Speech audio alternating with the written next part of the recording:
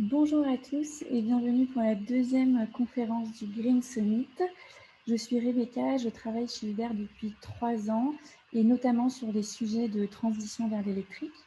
Le Green Summit, c'est le premier événement virtuel chez Uber dédié aux chauffeurs qui utilisent l'application Uber en France.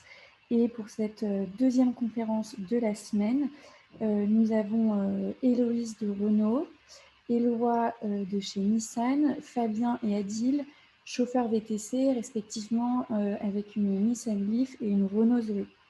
La thématique de la conférence d'aujourd'hui, c'est un voiture électrique pour les VTC, comment choisir?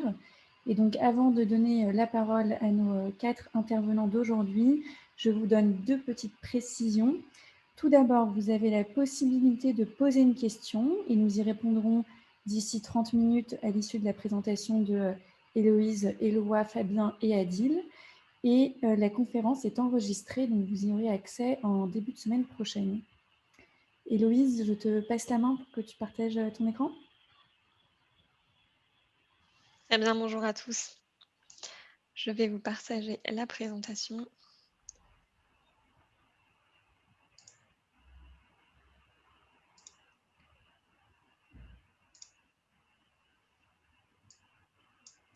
J'espère que vous voyez bien. Non, C'est parti. on ne voit pas Héloïse. Ah, Voilà, pourtant, ouais. je suis en train de partager. C'est bon? Ouais. Parfait. Bonjour à tous, je suis ravie d'être avec vous pour vous parler un peu de voiture électrique. Donc, le sujet d'aujourd'hui, c'est voiture électrique pour un VTC, comment bien choisir?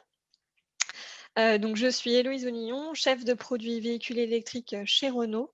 Et donc je suis accompagnée de mon collègue chez Nissan que je vais laisser se présenter. Voilà, bonjour à tous, ravi d'être avec vous aujourd'hui, Hello Lambert. Écoutez, comme Héloïse, je suis chef de produit des véhicules électriques chez Nissan France et je suis vraiment ravi aujourd'hui de vous parler de la Nissan Leaf. Peut-être que Fabien et Adil, vous pouvez vous présenter rapidement avant qu'on passe au vif du sujet.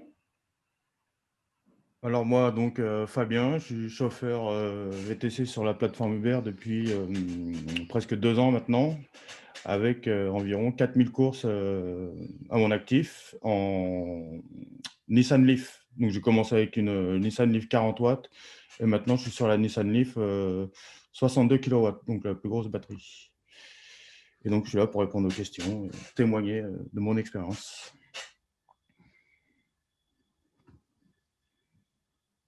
Bonjour, moi c'est Adil, je suis chauffeur plus de 3 ans, un peu plus de 3 ans. J'ai à peu près 4000 courses à mon actif. Je roule en Renault Zoé. Avant j'avais une Skoda Octavia et je serais ravi de pouvoir donner des infos par rapport à mon expérience que j'ai avec la Renault Zoé. Très bien, merci à tous les 3 pour votre présentation. Donc on a choisi quelques rubriques thématiques que l'on souhaitait aborder justement avec vous pour vous parler des véhicules électriques.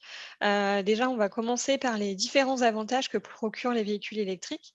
Ensuite, on vous présentera notre gamme de véhicules électriques, donc la Renault Zoé et la Nissan Leaf. On parlera de charge et d'infrastructures de charge, d'entretien, des différentes aides à l'achat pour vous aider à un véhicule électrique, le financement et comment vous pourrez ensuite prendre contact avec un conseiller pour commander un véhicule. Et puis, on finira par la session de questions-réponses. Et au fil de l'eau, évidemment, on essaiera de faire intervenir Fabien et Adil pour qu'ils ils donnent un peu leur vision de chauffeur VTC pour que ça puisse vous parler encore un peu plus. Hop. Donc Renault et Nissan sur le marché de l'électrique, ça fait déjà bien longtemps qu'on est implanté donc sur ce marché. On avait pris pas mal d'avance. Chez Renault depuis 2010, l'électrique, c'est plus de 250 000 clients. Nous sommes numéro 1 des ventes de véhicules électriques à particuliers et à professionnels en 2019 en France. Donc ça, c'est vraiment très important. On a une gamme donc de véhicules électriques également pour les professionnels. On a commercialisé nos véhicules dans plus de 50 pays de commercialisation. On a parcouru plus de 4 milliards 10 kilomètres. obtenu de nombreuses récompenses pour l'innovation et la technologie électrique. Et puis, ça fait donc 10 ans que notre réseau est formé à 100% sur l'expertise électrique. Ok, et donc côté Nissan, il faut retenir une chose, c'est que Nissan donc, c'est vraiment le pionnier du véhicule 100% électrique.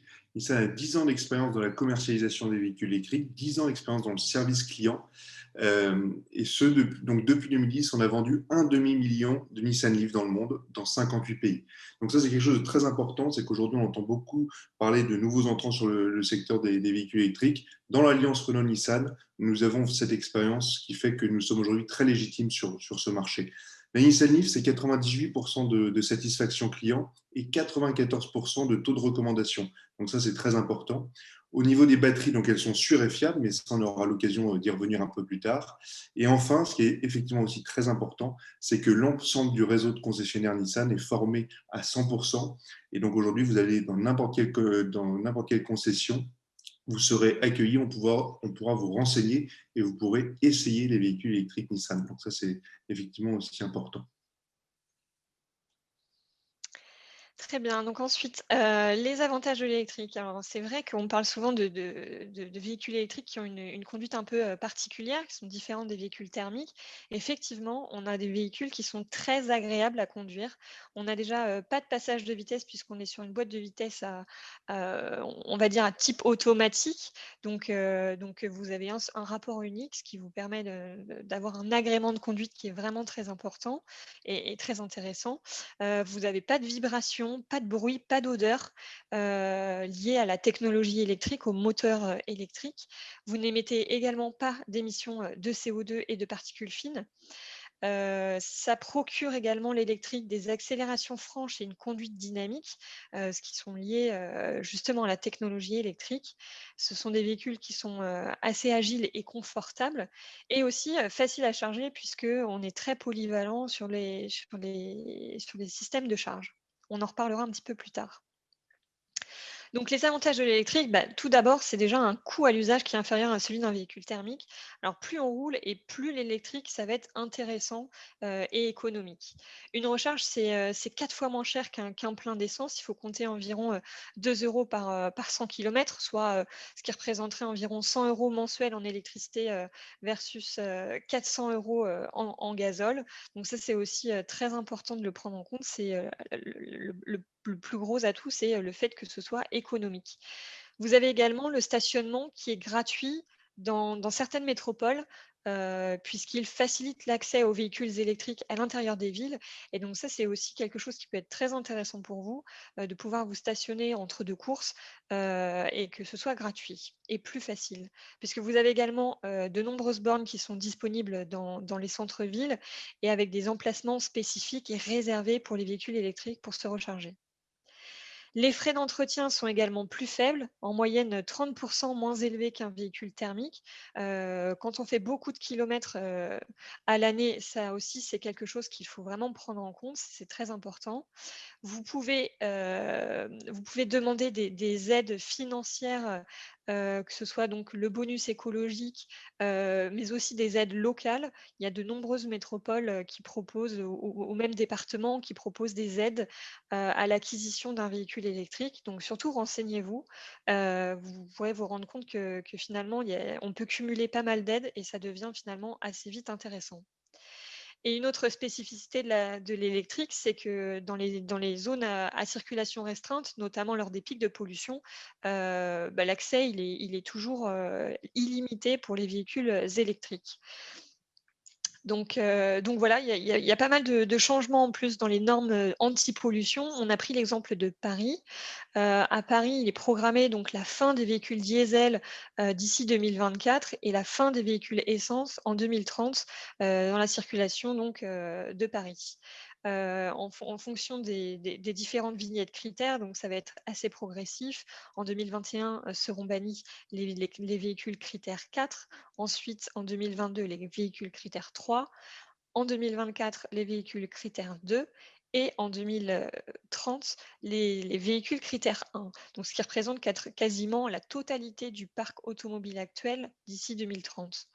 C'est également valable chez Uber et ce pour toute la France, donc c'est également vraiment quelque chose qu'il faut prendre en compte. Vous trouverez plus d'informations sur cette partie pour Uber sur le petit lien et sur l'appli Uber. Alors maintenant, on va vous présenter nos véhicules électriques. Je commence par la Renault Zoé. C'est un véhicule qui est très polyvalent et dynamique. Je pense que vous en avez tous déjà vu. Ça fait déjà de nombreuses années qu'elle circule dans la rue. Mais nous avons changé, donc nous avons un nouveau modèle depuis l'année dernière qui est encore plus polyvalent, encore plus moderne, connecté et donc qui est très attractif, très intéressant. Ses atouts, c'est d'abord d'être un véhicule compact qui est habitable avec 5 vraies places et c'est un véhicule qui est très connecté. Vous avez un volume de coffre d'environ 338 litres. Alors là, je vais pouvoir faire intervenir Adil, puisque lui qui passait d'une Skoda Octavia à une Renault Zoé, il peut nous dire donc si le coffre est suffisamment grand pour transporter des bagages, etc. Bonjour. Écoutez, moi de mon expérience, le dernier passager là que j'ai fait où j'ai transporté 2 grandes valises et une petite valise et c'est passé. Donc des valises taille de quelle dimension à peu près? 23 kilos. D'accord. Donc le coffre est suffisamment grand pour stocker des bagages. Le coffre, il est suffisamment grand. Ouais. Ça marche, merci. Mmh. Donc finalement, c'est un véhicule, dans lequel on est plutôt à l'aise. C'est un véhicule qui est confortable. Le fait que ce soit également silencieux, généralement, c'est très apprécié, par les clients. C'est ce dont parlait également Adil, hier. Finalement, au premier abord, les clients sont un petit peu étonnés de voir une Renault Zoé arriver et puis une fois qu'ils sont Tout à dedans, fait. ils ont un peu changé d'avis, c'est ça? Tout à fait. Bah, en fait, effectivement, dans leurs habitudes, ils ont l'habitude de voir des berlines noires. Et là, effectivement, à chaque fois que j'avais des passagers, il y en avait certains qui ils étaient complètement surpris et même, on va dire, surpris et peut-être ils avaient une petite appréhension de se dire: «Est-ce que réellement, le véhicule, on va pas être trop serré dedans? Est-ce que, quand ils avaient des valises, ça pourra rentrer?» Il y en avait pas mal de passagers qui me posaient la question et puis finalement, en fait, une fois qu'ils sont dans la voiture, ils se rendent compte, en fait et ils me le disent directement, que la voiture, en fait ils trouvent, en fait, qu'elle est grande à l'intérieur, elle est spacieuse. En fait, elle est aussi spacieuse qu'une Skoda, qu'une 508 à l'arrière et qu'une Ford Mondeo. Vous voyez, moi, j'ai pu réellement faire le comparatif et les assises, en fait, ils sont un petit peu plus élevés, vous voyez? Ce qui fait que même, voilà, pour des personnes, qui ont des problèmes au dos ou voilà, des certaines, et ben, en fait, l'assise est un petit peu plus haute, donc ils apprécient et non, à ce niveau-là, ils sont ravis. J'ai pas eu de soucis, encore, des mauvais retours, avec mes passagers. Très bien, merci Adil. Nouvelle Zoé, c'est aussi jusqu'à 395 km d'autonomie en cycle mixte WLTP. Donc, le cycle mixte WLTP, en fait, c'est un protocole d'homologation qu'on utilise depuis quelques années, qui est un peu plus proche, en fait, des mesures d'émissions et de consommation de carburant ou donc de consommation électrique pour avoir un usage qui se rapproche, finalement, une autonomie qui se rapproche de la réalité. Donc vous parcourez en moyenne 395 km d'autonomie. Nouvelle Zoé est équipée du chargeur Caméléon. Le chargeur Caméléon, c'est une technologie brevetée Renault qui permet de se charger sur les bornes publiques jusqu'à 22 kW. Donc les bornes en courant alternatif. Et ce qui permet donc en fait, ce chargeur permet d'utiliser la capacité maximale des bornes. Les bornes, elles font jusqu'à 22 kW et la Zoé peut se charger à une vitesse jusqu'à 22 kW. Donc ça, c'est quelque chose qui est très important et c'est aussi un gros point de de différenciation par rapport à la concurrence. Ça veut dire aussi que vous passez moins de temps à vous charger sur la majorité des infrastructures, environ 90% du réseau en France aujourd'hui est avec des bornes de type AC22. Et donc, vous vous rendrez compte que vous rechargerez beaucoup plus vite qu'un autre véhicule électrique qui se branche en même temps que vous. La charge rapide DC50 est également disponible. Donc ça permet de se recharger en courant continu sur les bornes qui sont principalement aux abords des autoroutes, donc les bornes de charge rapide de type Ionity. Et ce chargeur, il est disponible en option sur la Zoé. Vous avez un intérieur qui est très moderne et connecté et un style extérieur qui est affirmé. Je vous le montrerai un peu plus tard parce qu'il y a des photos. Et puis, surtout, ce qui est très important, c'est le plaisir de la conduite électrique. On propose 2 motorisations, 110 chevaux ou 135 chevaux. Donc, c'est vraiment une voiture qui a la pêche puisqu'elle est assez légère. Et donc ça, c'est vraiment intéressant et ça rend la conduite hyper agréable, notamment en ville. Donc ça, c'est vraiment quelque chose d'important. Vous avez également le mode B, qui est un mode de régénération d'énergie, de récupération finalement d'énergie au freinage, ce qui fait qu'en ville, vous allez beaucoup moins solliciter la pédale de frein, vous lèverez simplement un petit peu la pédale d'accélérateur et la voiture freinera, ralentira en tout cas d'elle-même. Donc ça également, ça facilite la conduite en ville.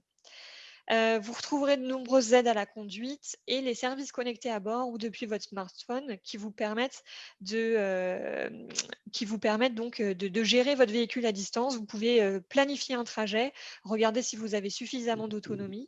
Vous pouvez déclencher une charge à distance. Par exemple, si vous êtes chez vous et que vous avez oublié de programmer la charge dans votre véhicule, vous pouvez le faire si bien évidemment vous avez branché préalablement votre véhicule, mais ça pourra déclencher la charge, par exemple, uniquement au moment où les heures creuses démarrent. Donc ça, c'est aussi un atout d'avoir les services connectés dans votre véhicule, pardon.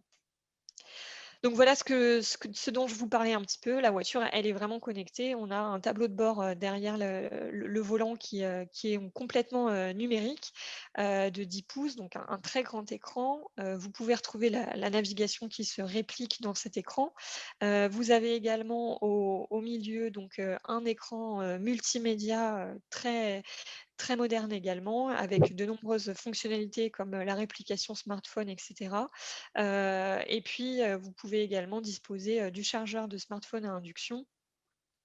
Et donc, un grand coffre, on en a déjà parlé, et donc un véhicule qui est spacieux et qui a 5 vraies places. Donc, la gamme Renault Zoé, bon, je ne vais pas tout vous détailler dans les détails. Ce qu'on a retenu, c'est les finitions plutôt cœur de gamme, haut de gamme pour vous, puisque vous passez quand même beaucoup de temps dans votre véhicule, donc vous avez besoin d'un minimum d'équipement et de confort. Donc, les versions qu'on vous propose, ce sont donc les versions à partir de Zen, la version business et la version intense. On a également une série limitée en ce moment qui est encore plus haut de gamme, donc la série limitée Exception, qui propose du cuir et encore plus de choses haut de gamme. Vous avez de nombreuses aides à la conduite. Donc, si je prends une version Zen qui commence à partir de 34 000 €, vous avez de nombreuses aides à la conduite comme la reconnaissance des panneaux de signalisation, l'alerte de franchissement de ligne, la commutation automatique des feux. Donc, les feux changent feu de route ou feu de croisement si vous croisez un véhicule la nuit. Le régulateur limiteur de vitesse, c'est toujours important.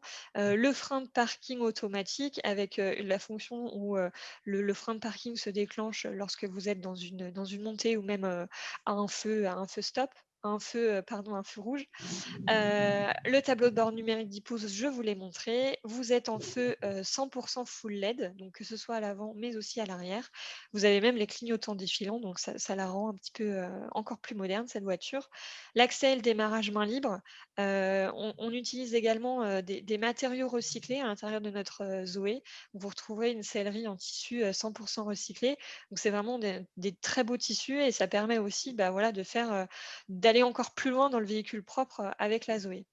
Vous retrouverez la climatisation automatique, des jantes en alu 16 pouces et donc le fameux système multimédia en 7 pouces ou en 9 pouces que vous pouvez retrouver sur les versions plus haut de gamme.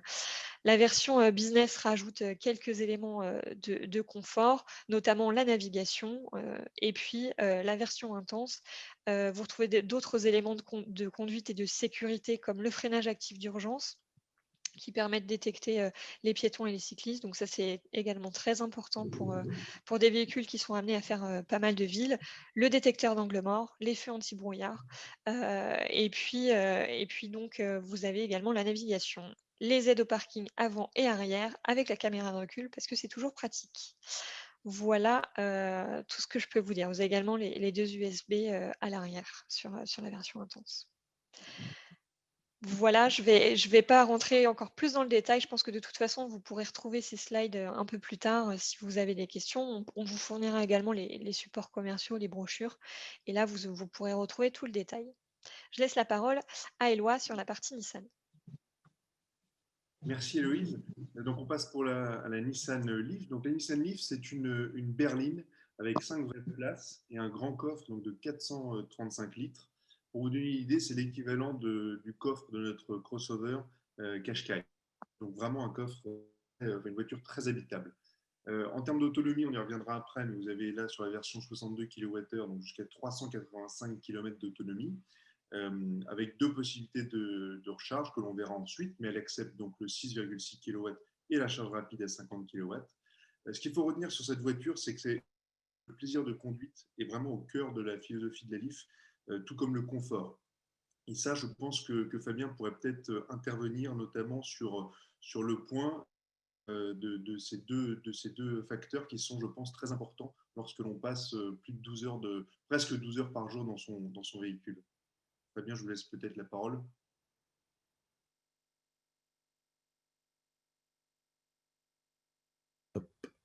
Ouais, donc bah ouais, j'affirme, c'est très confortable à conduire toute la journée. C'est vrai que nous, on a des grandes amplitudes horaires. Donc les suspensions, déjà, bah, c'est très confortable. D'ailleurs, souvent, les clients le remarquent. Ensuite, on a le silence, qui est très appréciable. Et ça aussi, les clients nous le font marquer. On a l'impression de... C'est apaisant, en fait, la conduite d'une électrique. Ensuite, on a la dynamique, hein. Donc pour nous, c'est important parce que c'est aussi sécuritaire. On peut se dégager de n'importe quelle situation juste en donnant un coup de pédale. Donc ça fait ouais, vraiment une conduite souple. Et bah, voilà, hein. Donc je sais que moi, bon, ça fait 12 ans que je suis chauffeur, donc j'ai eu l'occasion de conduire à peu près toutes les marques, hein, en passant de Citroën, Mercedes, Volkswagen. Et c'est vrai que quand même, il y a une différence avec l'électrique comparé à des voitures thermiques. Donc c'est vrai que c'est très, très confortable. Et c'est important pour nous, les chauffeurs, qui passons du temps dedans. Et un point spécifique de la Leaf également, c'est donc disponible de série sur toute la gamme, c'est le mode e-pédale qui permet en fait uniquement avec la simple pédale d'accélérateur, donc évidemment d'accélérer, de freiner, mais aussi de s'arrêter. Donc Fabien, est-ce que tu pourrais dire à tes collègues le nombre de fois par jour où tu appuies sur la pédale? En fait, c'est ça qui est marrant, parce que ça en devient presque un jeu. Je sais que, je sais pas, dans la journée, je dois appuyer 4 fois sur ma pédale de frein. Quand vraiment il y a une situation où il y a un freinage un peu plus brutal. Mais donc, c'est vraiment fluide, puis ça en devient un jeu, parce qu'on sait que plus on va récupérer l'énergie, et moins on va donc consommer. Donc, c'est super agréable. Juste avec la pédale d'accélérateur, en fait, on gère l'accélération puis le freinage. Puis en plus, on a les indicateurs sur le tableau de bord qui nous montrent à quel point, enfin, un créneau où la conduite reste écologique. Donc, ça nous permet de consommer le moins possible d'électricité. Et donc, ouais, c'est plaisant, ouais, très plaisant. Et là, en fait, même sur les deux modèles, hein, que ce soit la 150 ou la 217 chevaux, c'est exactement le même principe et vraiment très, très agréable. Et du coup, c'est très bien aussi pour l'entretien parce que les freins sur la Leaf donc, que j'avais l'année dernière, j'ai roulé à peu près 70 000 km et j'ai pas changé les freins. J'ai pas du tout besoin de changer les freins, ce qui est quand même pas mal. Oui, effectivement, merci Fabien. Louise, on peut passer à la slide suivante. Là, on vous a mis quelques visuels de la Nissan Leaf afin que vous puissiez vous rendre davantage compte donc de l'habitabilité. Donc, vous voyez, hein, 5 vraies places, un intérieur qui est vraiment un cocon, un havre de paix, très bien isolé de l'environnement extérieur. Donc, on s'y sent très bien. Et un grand coffre. Je crois que Fabien, vous avez même réussi à transporter une planche de surf en venant dans les… Ouais, bah, j'ai dû. Bon, ça va, ils étaient deux, j'ai dû rabattre juste un siège, mais bon, j'ai réussi à rentrer une planche de surf. Voilà. Et je sais que moi, bon, un peu comme Adil, bon, au début, j'étais un peu inquiet par rapport à la place dans le coffre. Mais donc, facilement, on peut mettre 2 grosses valises et une petite valise, ce qui, on va dire, la majeure partie des cas qu'on transporte quand on va à l'aéroport. Et je sais que même moi, pendant la haute saison, bon, pas cette année, mais bon, pendant la haute saison où on sait qu'on est amené à aller plus à l'aéroport, j'avais, alors que je n'avais pas eu vraiment le besoin, j'avais enlevé la plage arrière. Donc ça gêne pas et ça dénature pas la voiture. Et là, du coup, on peut monter à 3 grosses valises et 2 petites valises. Donc là, c'est rare qu'on soit vraiment débordé. Hein. Enfin, moi, je sais que personnellement, j'ai jamais été débordé. Donc Ouais, ouais, donc ça, c'est c'est pas important, hein. ouais, J'imagine que… ouais, parce qu'il y a beaucoup de chauffeurs qui sont inquiets de ça. Ouais. Ouais, parce que évidemment, personne ne veut aujourd'hui refuser une course à cause d'un problème de bagage, évidemment. Voilà, On ça peut m'est jamais passer arrivé. maintenant ouais, sur la gamme. Moi? Oui, non, non, mais non, Héloïse, voilà, Ah, pardon. parfait, merci. Donc Non, la c'est gamme, déjà ouais, il y a un petit temps de délai. pas de souci. Euh, la gamme Nissan Leaf, donc, qui est une gamme qui est large et complète. Aujourd'hui, on va s'intéresser principalement donc, aux finitions Ascenta Business, N-Connecta et Tecna. Donc, le prix sur Ascenta débute à 36 400 € hors bonus. Et en fait, ce qu'il faut que vous reteniez ici, c'est que dès cette finition de cœur de gamme, vous avez vraiment l'intégralité des équipements qui sont nécessaires à votre activité. Je ne vais pas tous les relire, mais je pense que dans votre activité, un régulateur de vitesse intelligent, le freinage automatique d'urgence et détection des piétons, très important en ville, la surveillance des angles morts, très important sur le périphérique, notamment pour les 2 roues, l'accès des démarrages sans clé, la climatisation automatique, indispensable, également les jantes alliage et le volant cuir, CarPlay, Android Auto et le GPS, et les services connectés, sans oublier les deux ports USB à l'arrière. Donc ça, tous ces équipements-là, en fait, vous les retrouvez sur la finition Ascenta.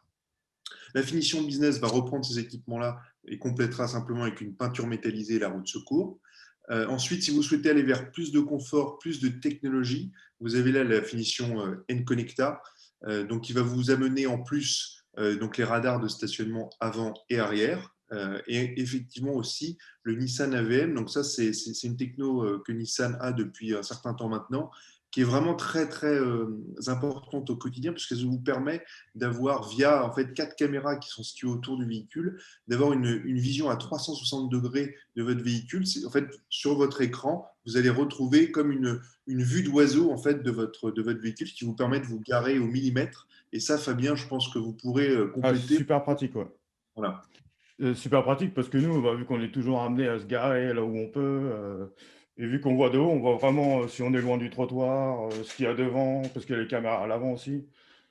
Donc ouais, et puis même Voilà. avec la conduite assistée, ouais, c'est devenu rare de soit toucher quelque chose, soit frotter la jante, ouais, c'est vraiment bien pour pour vraiment voir ce qu'il y a autour de nous, ou même que ce soit les piétons, c'est vraiment sécuritaire.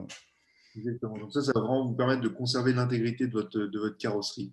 Ouais, et c'est assez dur. En termes de design et confort, vous avez les jantes 17 pouces, les vitres à air teinté, et élément important également, les sièges avant et arrière chauffants, notamment Ouais. très confortables l'hiver. Et enfin, le niveau, on va dire, ultime, Tecna, donc là, qui va reprendre vraiment tout ce que vous avez vu avant et va rajouter en plus le ProPilot. Donc ça, c'est une technologie que Nissan a lancée sur en fait, de la conduite assistée.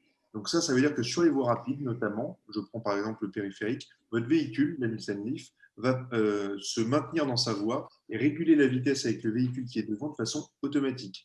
Donc encore une fois, peut-être que Fabien pourra compléter, mais ça vous apporte une sérénité, un confort de conduite, notamment dans les embouteillages, et on sait que malheureusement en Ile-de-France, c'est un quotidien, l'embouteillage, et surtout pour vous qui passez toute la journée dans votre voiture. Donc là, ça vous apporte, quand vous finissez votre journée, avec le copilote, je pense qu'on ne passe pas la même journée que dans une voiture qui n'en est pas pourvue. Exactement. Et surtout les embouteillages aussi, parce que ça marche dans les embouteillages. Du coup, on a juste à appuyer sur une touche et ça suit la voiture, ça s'arrête, ça suit la voiture. Donc c'est reposant. Tous ces équipements sont de série sur ces versions-là. Et je terminerai simplement par la sellerie cuir qui est disponible sur Tecna et les feux avant anti-brouillard à LED et un système Bose, donc 7 haut-parleurs. On peut passer sur la stade suivante.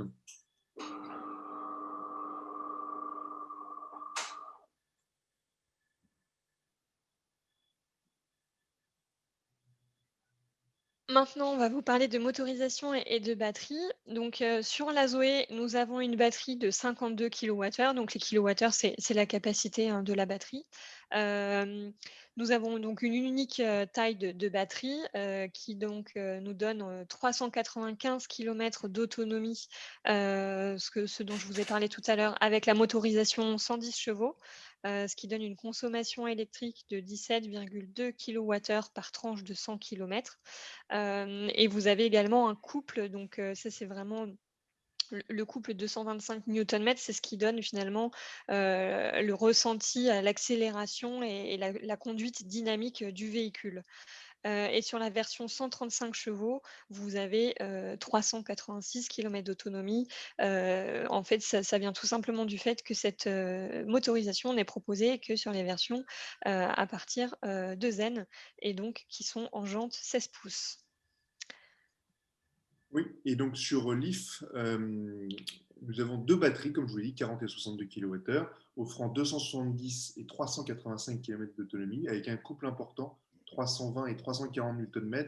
Pour donner un exemple, c'est à peu près l'équivalent de ce que vous retrouvez aujourd'hui sur un V6 essence. Donc vraiment un plaisir de conduite intégrale et des consommations entre 17 et 18,5 kWh au 100 km.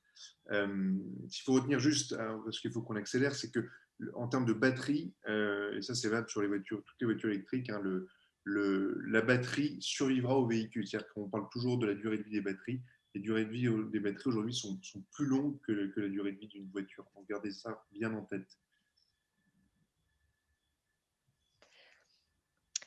Ensuite, donc, on vous a parlé de services connectés tout à l'heure, que ce soit donc, sur Renault Zoé ou sur la Nissan Leaf.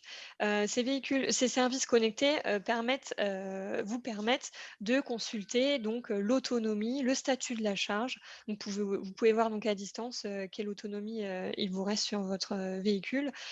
Si votre voiture est en charge, vous pouvez consulter la progression de la charge. Vous pouvez arrêter ou déclencher la charge à distance, mais aussi la programmer, par exemple avec un agenda de temps de recharge. Si vous préférez recharger uniquement la nuit, la charge se déclenchera pendant la durée des heures creuses si vous l'avez documenté, et ça permet de faire des vraies économies. Ça permet également de lancer le préconditionnement du véhicule.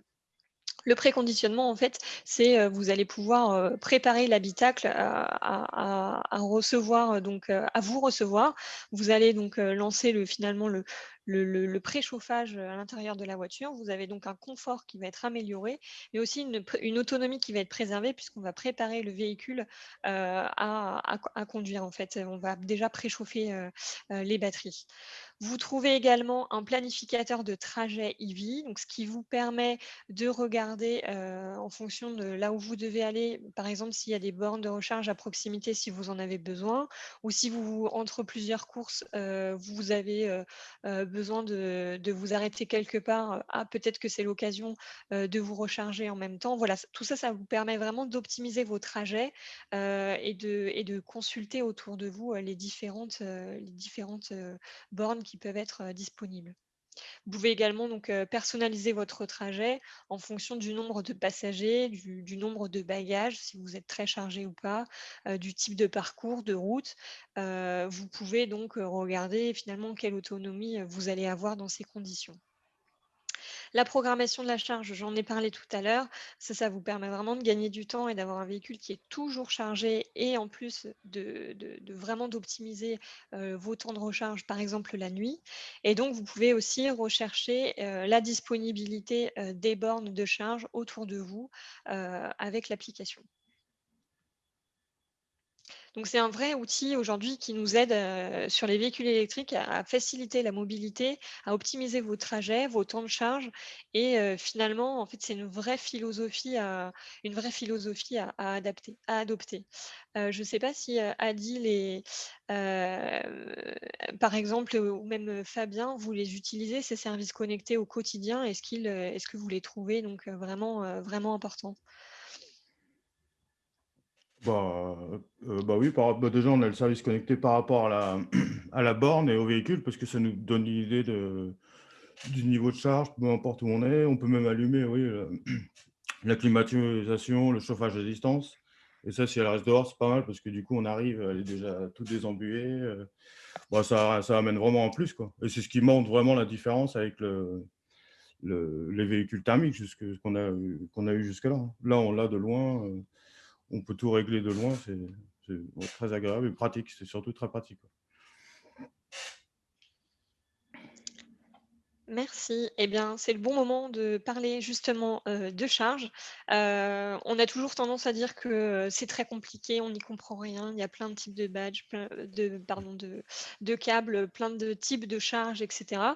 Nous, on va essayer de vous expliquer, tout ça, le plus simplement possible. Effectivement, il y a différents types de charges. Donc vous pouvez vous Héloïse, brancher, oui, pardon? pardon, je me permets de t'interrompre parce qu'il est déjà 14h40. Si on peut un petit peu accélérer pour qu'on prenne vraiment 20 minutes pour répondre aux questions des chauffeurs, ce serait super. Et pour information, pour tous ceux qui sont connectés, on a une session demain sur l'autonomie des véhicules avec Héloïse et Éloi, et vendredi, une présentation avec EDF, Easyvia sur justement la charge. Donc, on aura le temps de parcourir ces sujets. Si Héloïse et Éloi, on peut accélérer un tout petit peu et finir d'ici 5 minutes, ce serait super pour qu'on prenne le temps de répondre aux questions de tout le monde. OK, très bien. Merci beaucoup. Du coup, je vais juste vous dire que vous pouvez vous brancher sur une prise, domestique, classique à la maison. Vous pouvez aussi vous brancher sur une prise sécurisée GreenUp. Donc finalement, c'est le même type mais renforcé qui vous permet de charger, un peu plus vite, 3,7 kilowatts. Vous avez également des bornes Wallbox, que vous pouvez installer à domicile, mais vous pouvez également en trouver, sur les parkings, des centres commerciaux et cetera, et des bornes accélérées également qui sont plutôt des bornes publiques que vous retrouvez, dans les voiries. Vous avez également la charge rapide, donc ce sont des plus grosses infrastructures que l'on trouve principalement sur les autoroutes. Et donc en fonction de ces types de charges, vous pouvez donc, vous utiliser, soit un câble, mode 2, donc qui permet de se brancher, sur une prise domestique. Les câbles mode 3 type 2 et les câbles mode 3 type 3 permettent de se recharger sur les wallbox ou sur les bornes accélérées en courant alternatif jusqu'à 22 kilowatts, donc les fameuses bornes dont je vous ai parlé tout à l'heure. Le mode 3 type 3, c'est l'ancienne norme pour les anciennes bornes Autolib, mais aujourd'hui, ce n'est pas le câble qui est principalement utilisé puisque cette norme est vouée à disparaître. Et pour vous recharger partout également, on vous propose, que ce soit Renault ou Nissan, un badge qui vous permet d'utiliser le réseau Plug Surfing, donc qui est comment dire, un partenaire qui regroupe plusieurs opérateurs. Il possède un vaste réseau de points de charge en Europe. Donc ça, c'est vraiment un plus quand vous êtes par exemple en itinérance d'avoir cette carte. Vous pouvez accéder à la borne. On va quand même parler des temps de charge puisque c'est très important et ils sont assez différents, entre les véhicules. Je ne vais pas vous donner forcément tous les chiffres barbants puisqu'on n'a pas beaucoup de temps, mais là, je vais plutôt faire appel à Adil puisqu'on en a discuté ensemble.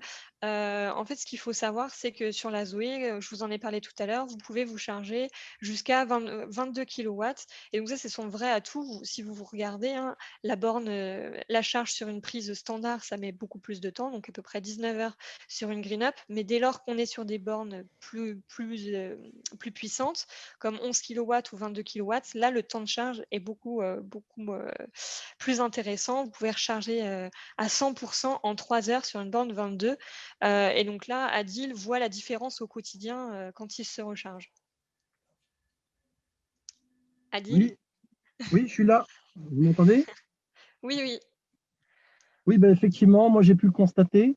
Je me suis même retrouvé des fois en fait avec des autres partenaires qui avaient une Nissan Leaf ou d'autres modèles.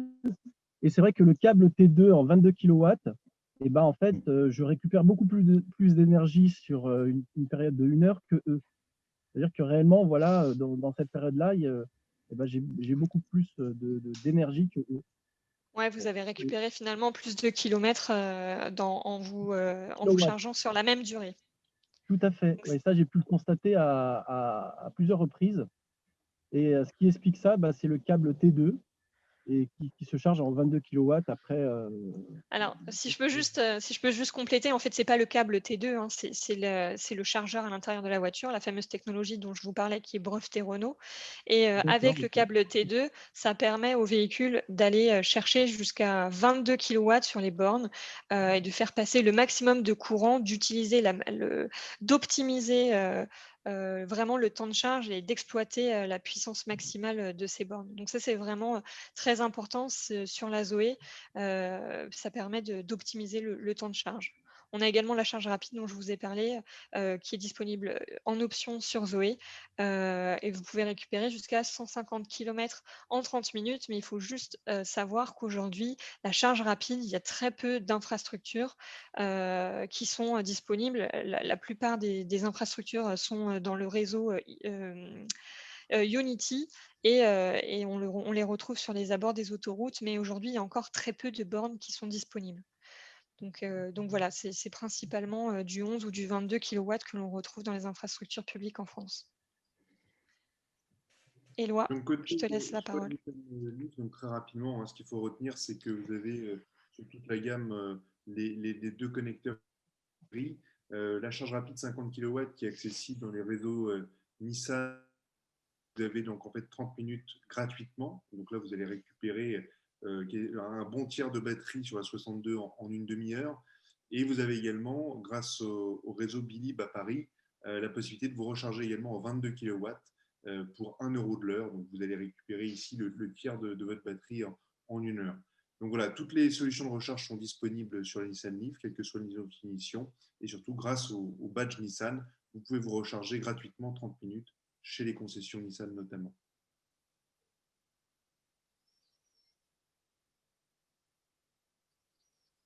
On peut passer, je pense, à la suite.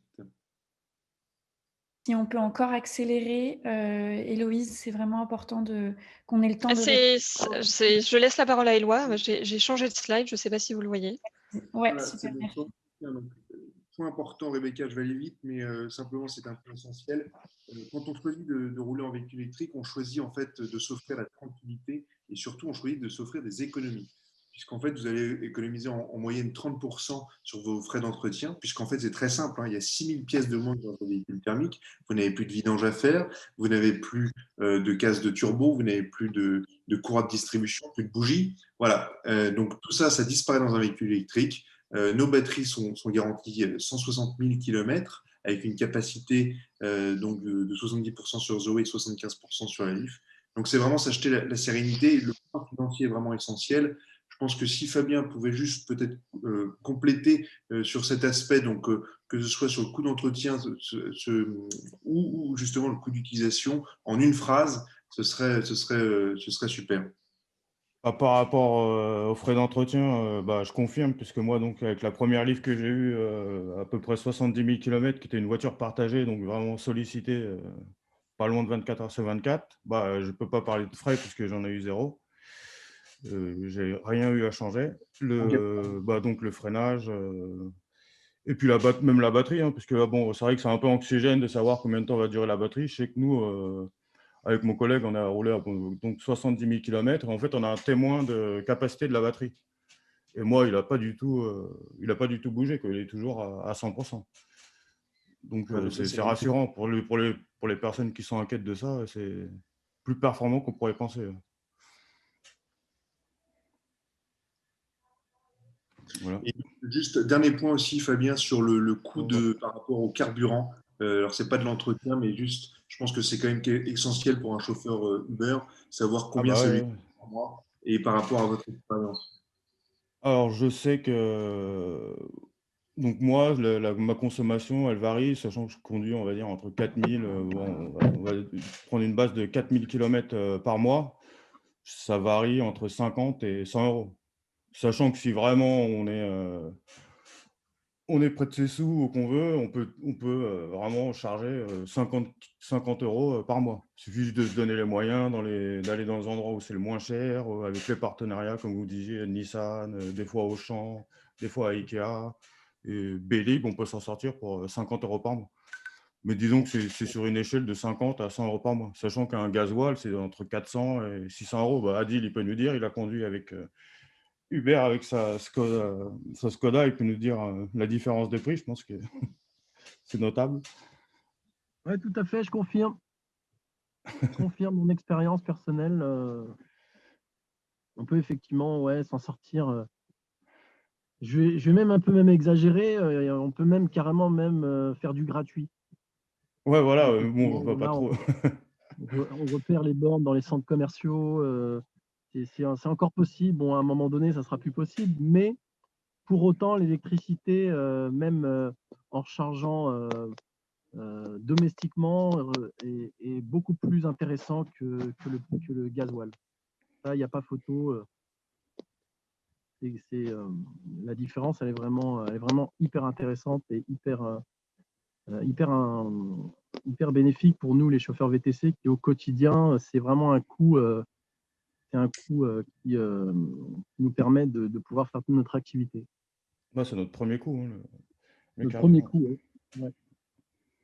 Donc, rouler en électrique, c'est finalement gagner plus d'argent à la fin de chaque mois. Donc, ça, c'est important. Et en plus de ça, pour finir, l'État vous offre donc 5 000 euros via le bonus pour les personnes morales, donc les entreprises. Ça a été prolongé jusqu'au 30 juin 2021, très important. Aide à l'achat ou à la location. Vous avez également des aides régionales et locales, jusqu'à 6 000 euros pour le Grand Paris. Vous ne payez pas votre carte grise et vous pouvez également amortir votre batterie sur la Zoé.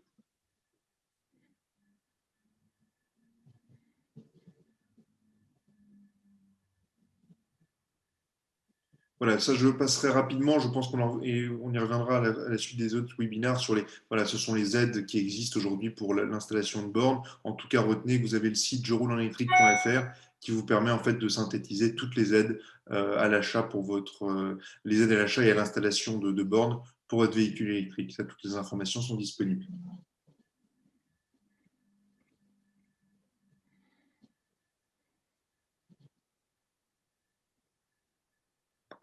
Je pense qu'on peut avancer. J'ai déjà changé de... On n'a pas encore reçu. Voilà, on finit avec vos interlocuteurs.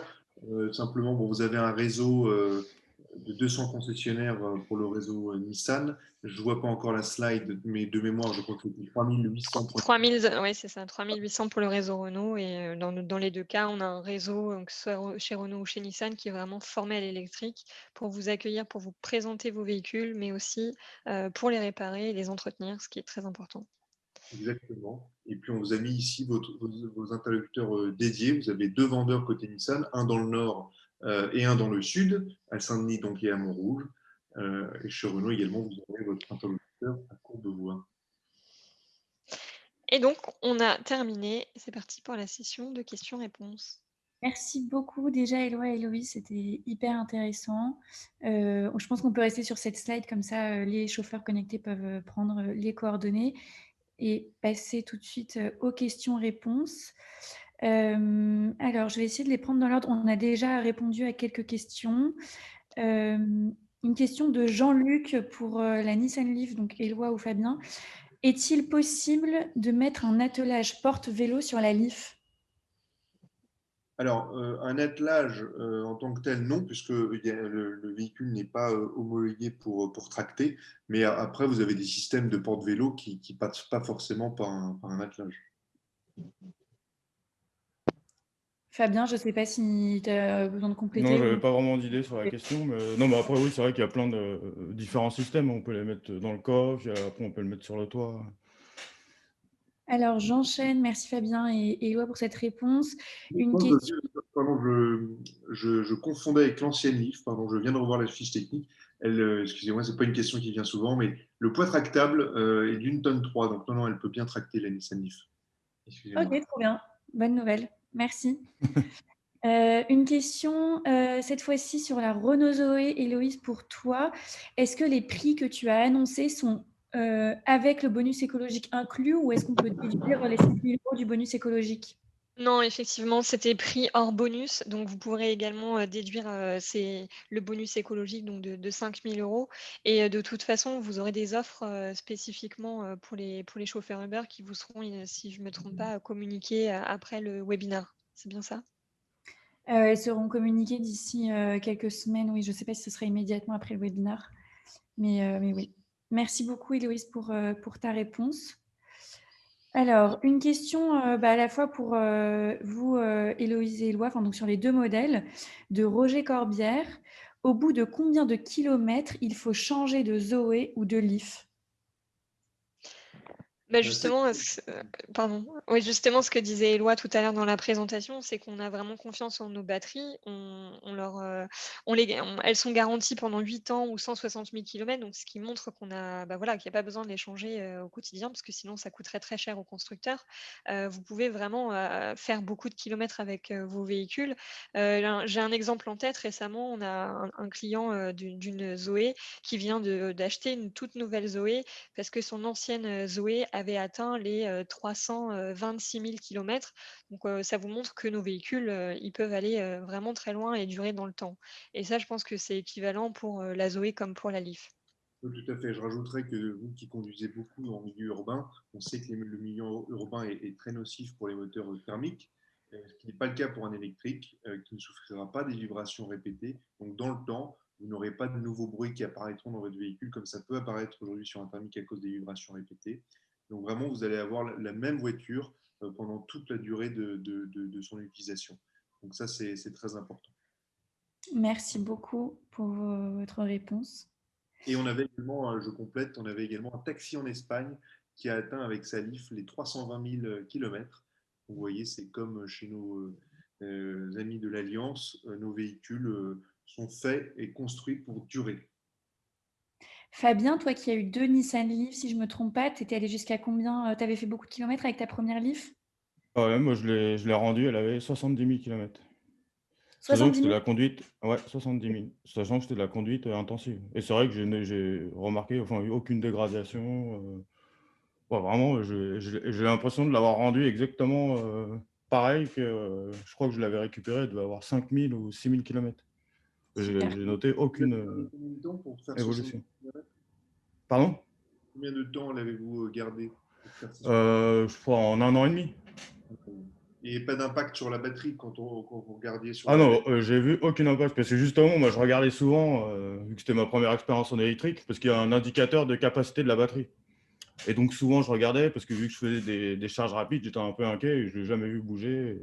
Et même, je n'ai jamais vu de différence quand on l'allume à 100% par rapport à l'autonomie l'estimation de l'autonomie qu'il nous donne sur le tableau de bord. Je n'ai pas noté de différence. Merci beaucoup. Très clair, je pense. Merci. Alors, Francis demande, je pense que la question n'est pas facile, mais quel est le temps de charge pour les deux véhicules?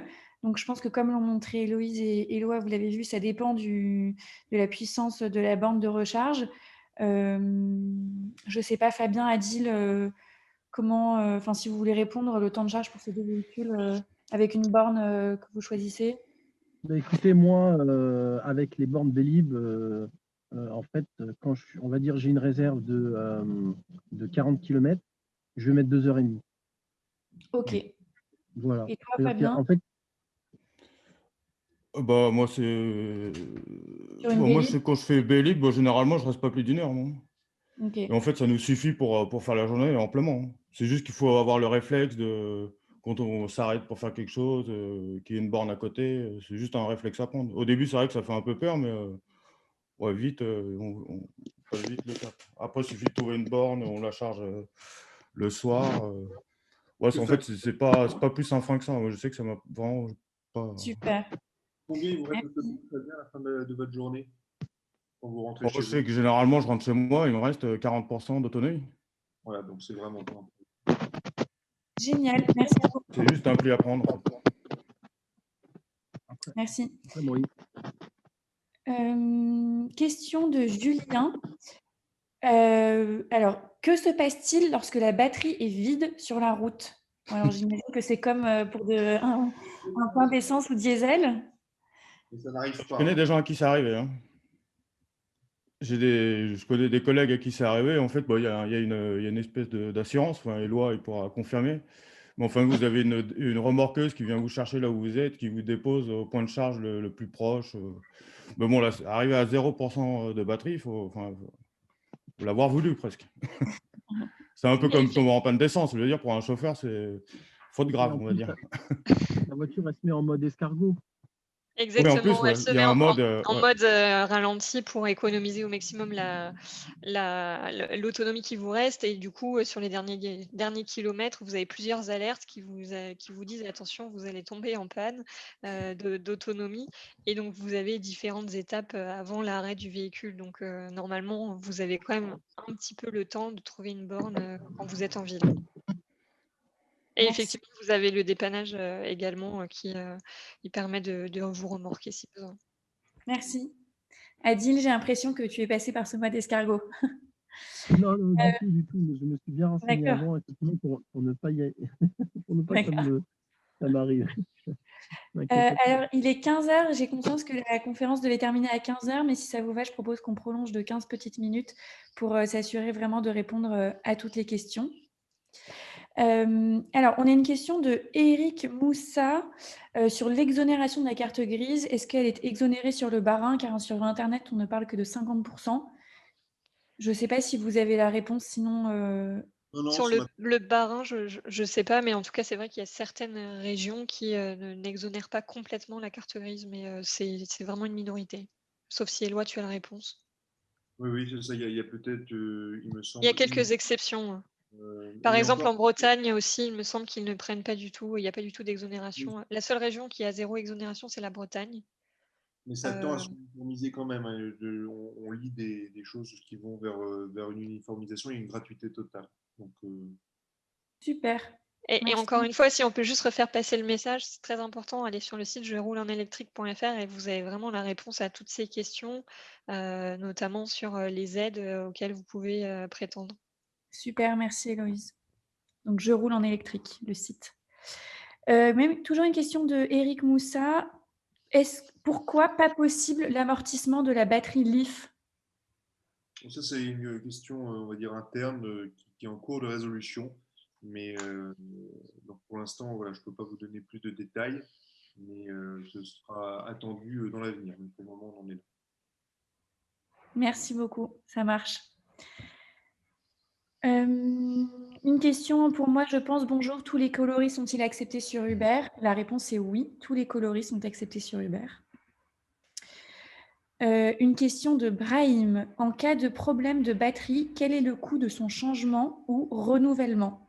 Alors, Merci. on va répondre très simplement. Je pense qu'Héloïse aura la même réponse que moi. Aujourd'hui, on ne pose pas la question d'un changement de moteur sur un véhicule thermique. C'est exactement la même chose pour un véhicule électrique. Il n'y a pas de raison de changer une batterie. Ça ne se change pas en fait. Enfin, on peut. Mais si vous voulez, c'est comme poser la question de changer un thermique. Ça ne se fait pas. On peut changer éventuellement des modules dans la batterie. Encore une fois, ça n'arrive quasiment jamais. Donc, c'est pas un sujet.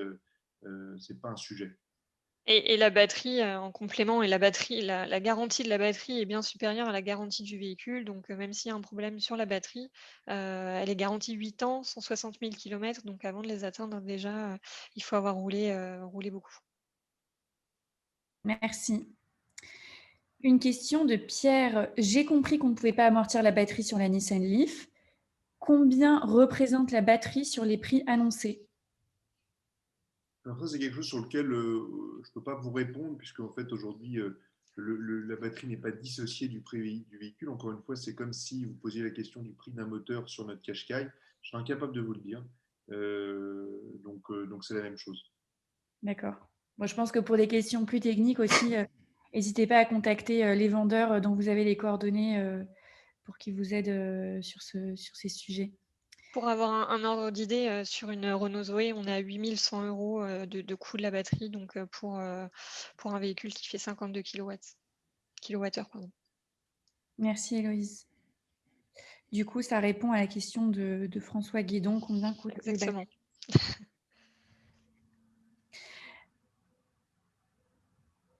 Alors, on a une question. Bonjour, quelles sont les conditions d'acquisition en termes de financement? Merci. Alors, j'imagine que l'offre, je parle sous votre contrôle, Héloïse Ridois, mais l'offre n'est pas encore, l'offre pour les chauffeurs qui roulent avec Uber n'est pas encore finalisée, donc les conditions non plus, mais on vous tiendra au courant dès que on a tout ça.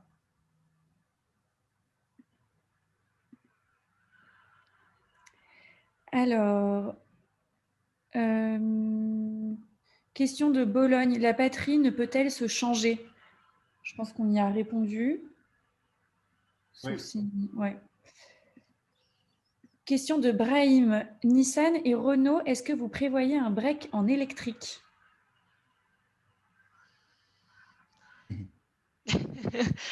Du coup, je vais répondre pour la partie Renault. On a fait quelques présentations de nos futurs véhicules électriques là, incessamment sous peu. Déjà, bon, on a sorti la Twingo, c'est loin d'être un break électrique, mais on a présenté le concept Mégane e-Vision, donc qui annonce les futurs électriques de la gamme de Renault. C'est pas un véhicule break, mais c'est un véhicule bien plus grand que la Zoé. Côté Nissan, donc, ça a été présenté en juillet dernier, c'est le Nissan Ariya, donc c'est le crossover 100% électrique qui sera disponible en 2021. Donc, si vous voulez, en termes de segment, on est entre un Qashqai et un X-Trail, donc 100% électrique, ça sera disponible très bientôt. Un véhicule sur beaucoup de points révolutionnaire. Ça, je vous invite à aller visiter notre site internet nissan.fr, vous rendre sur la page Ariya pour avoir toutes les informations sur ce futur produit qui sera l'emblème de la marque, Merci. avec une autonomie jusqu'à 500 km. Extra. Question de Franck. Je ne sais pas, Héloïse Éloi, si vous connaissez bien le marché de l'électrique. Franck dit que c'est compliqué car les nouveaux modèles sont de plus en plus performants, sans parler des prix de plus en plus attractifs pour les nouveaux modèles. Est-ce que vous avez une idée un peu de comment est le marché de l'occasion sur l'électrique? Alors, le marché de l'occasion, il se développe et aujourd'hui, l'avantage, c'est que ce soit Renault ou Nissan, nous sommes les seuls à proposer des véhicules d'occasion en nombre, puisque du fait de nos 10 ans d'expérience. Donc, aujourd'hui, c'est quelque chose qui existe dans nos réseaux respectifs, donc ce qui n'existe pas aujourd'hui chez nos concurrents.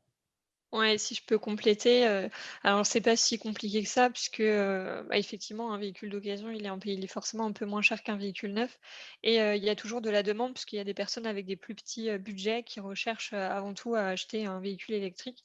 Pas forcément le plus performant, mais comme sur les véhicules, thermiques, classiques, il en faut pour tous les budgets donc l'électrique, finalement c'est pas plus un frein, qu'un véhicule, thermique sur le marché de l'occasion.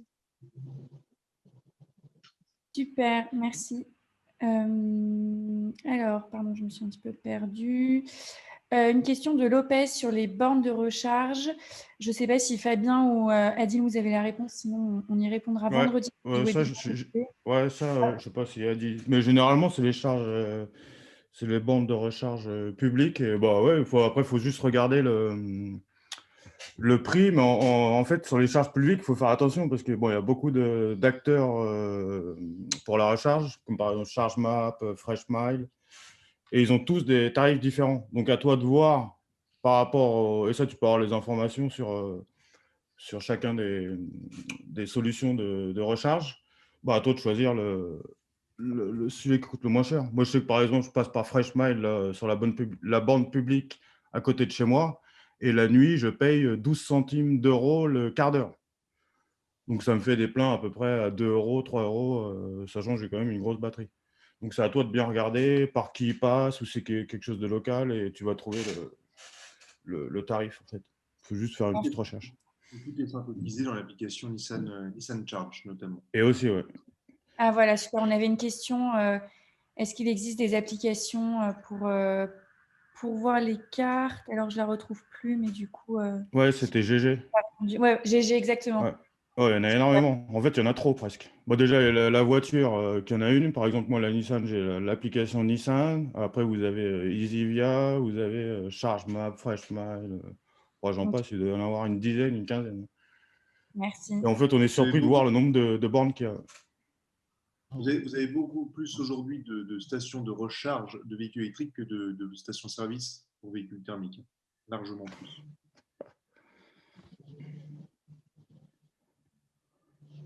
Question de François. Comment prenez-vous contact avec nous pour une offre commerciale? Donc là, on vous enverra un mail, tout comme on vous a informé du Green Summit et de la Green Week.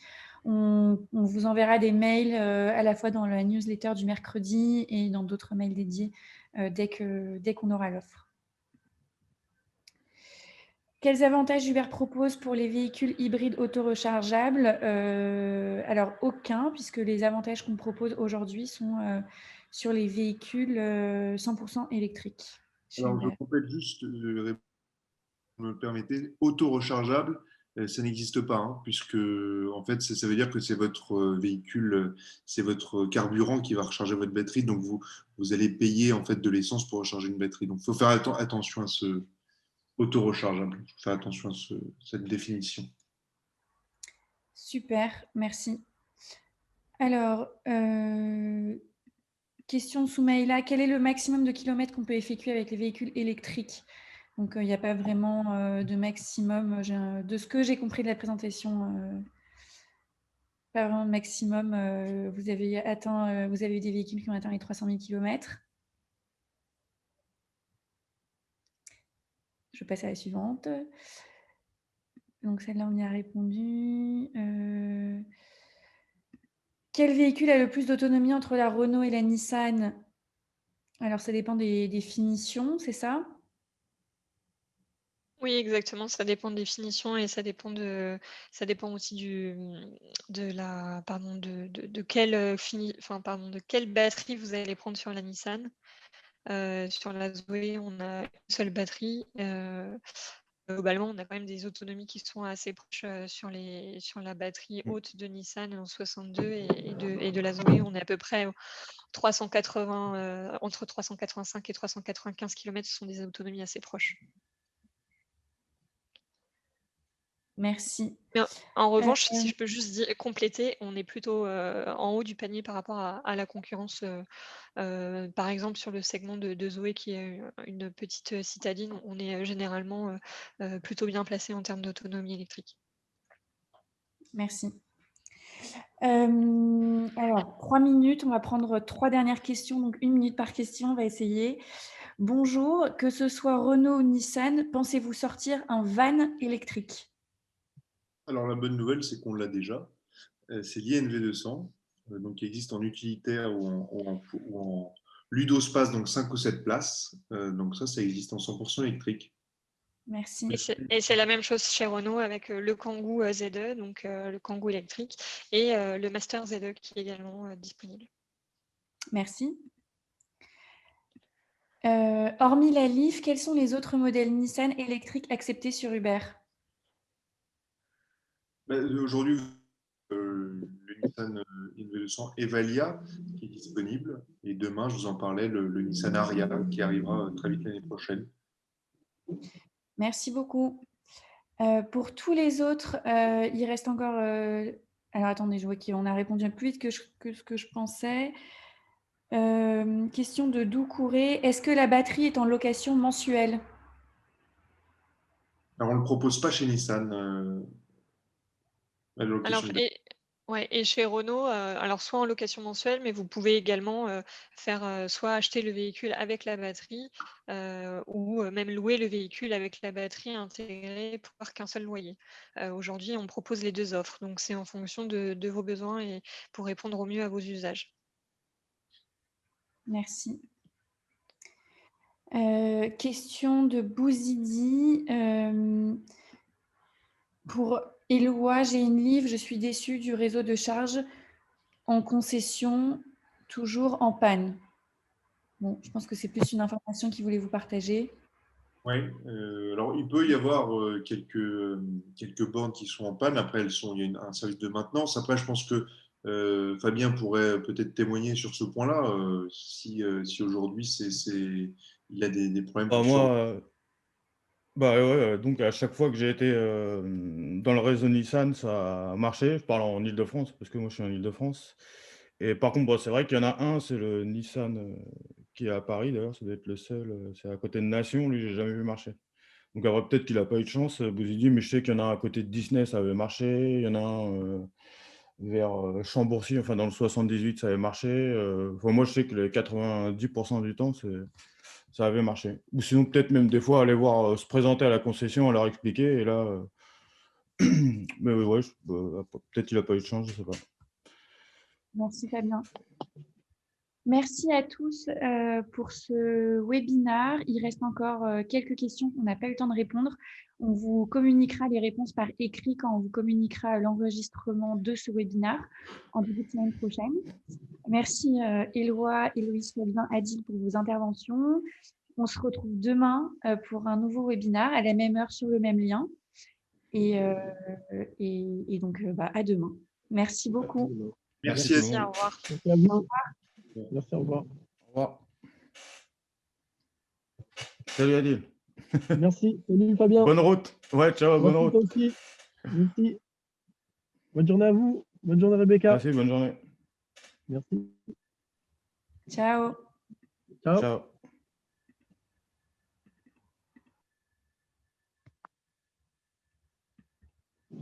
Ah, je suis l'animateur.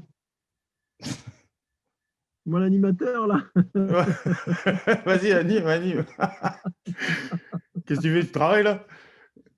Ouais, là je vais bosser. Bah, j'étais en train de me recharger. Ouais. Je me rechargeais, puis après j'ai fait la conférence, et puis là après je vais recharger parce qu'en fait j'ai enlevé la charge pendant la Ouais. conférence, voilà, pour pas être interrompu, tu vois, pour parce que je suis sur Ah une oui, bande ouais. de erreur. Et puis Ok. voilà, Bah, bon courage. je vais manger un petit truc là, et puis après je vais aller bosser. Ok, bah moi aussi je vais faire ça. Bon bah ciao, bientôt sur la route, ouais. Aussi, bonne À la journée. prochaine, ouais, ciao. Faites-toi bien. Ciao. Ciao.